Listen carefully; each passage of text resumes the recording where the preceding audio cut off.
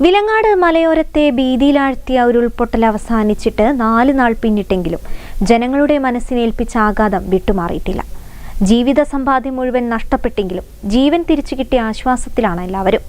വൻ പാറകളും പിഴുതെറിയപ്പെട്ട വൻമരങ്ങളും മണ്ണും ചെളിയും കുത്തൊഴുകി സംഹാര താണ്ഡവമാടിയതിന്റെ ശേഷിപ്പുകളാണ് ഇവിടെയും.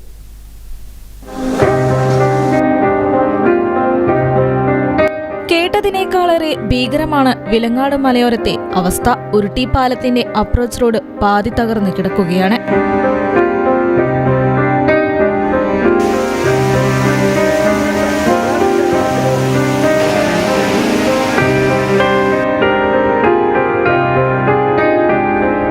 മഞ്ഞച്ചീളിയിലും അടിച്ചിപ്പാറയിലേക്കുമുള്ള റോഡുകൾ പ്രളയജലത്തിൽ കുത്തിയൊഴുകിപ്പോയി. ആദിവാസി കേന്ദ്രങ്ങളായ കുറ്റല്ലൂർ, പാലൂർ എന്നിവിടങ്ങളിൽ ഇന്നലെ മാത്രമാണ് ദുരിതാശ്വാസ സാമഗ്രികൾ തലചുമടായി എത്തിക്കാൻ കഴിഞ്ഞത്. പുഴയിലും റോഡരികിലും ഒഴുകിവന്ന് അടിഞ്ഞുകൂടിയ വൻ പാറക്കല്ലുകളും വൻമരങ്ങളും ഇവിടെയുണ്ടായ ദുരന്തത്തിന്റെ വ്യാപ്തി വിളിച്ചോതുന്നു.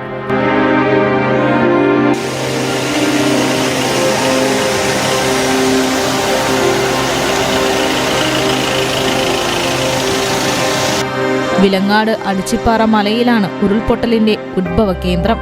അവിടെ നിന്ന് കിലോമീറ്ററുകൾ താണ്ടിയെത്തിയ വൻ പാറകളും പിഴുതെറുത്തപ്പെട്ട വൻമരങ്ങളും മണ്ണും ചെളിയും കുത്തിയൊഴുകി സംഹാരത്താണ്ഡവമാടിയതിന്റെ ശേഷിപ്പുകളാണ് ഇവിടെയും. കടകളുടെയും ബസ് ഷെൽട്ടറുകളുടെയും മുകളിൽ പോലും ഒഴുകിയെത്തിയ മരക്കഷ്ണങ്ങളും മറ്റു വസ്തുക്കളും അടിഞ്ഞുകൂടി കിടക്കുന്നു.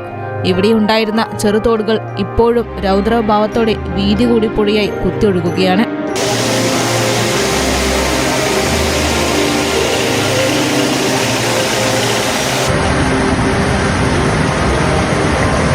കഴിഞ്ഞ തിങ്കളാഴ്ച അർദ്ധരാത്രി 12:30-ക്കാണ് ആദ്യ ഉരുൾപൊട്ടലുണ്ടായത്.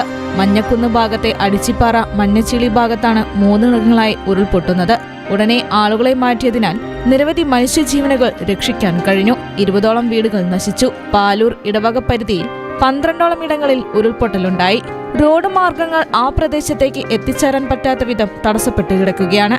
Manjakkunnu parish hall, Vilangad school, Velliyode government higher secondary school എന്നിവിടങ്ങളിലായി ദുരിതാശ്വാസ ക്യാമ്പുകൾ പ്രവർത്തിക്കുന്നുണ്ട്. News bureau, Vadakara.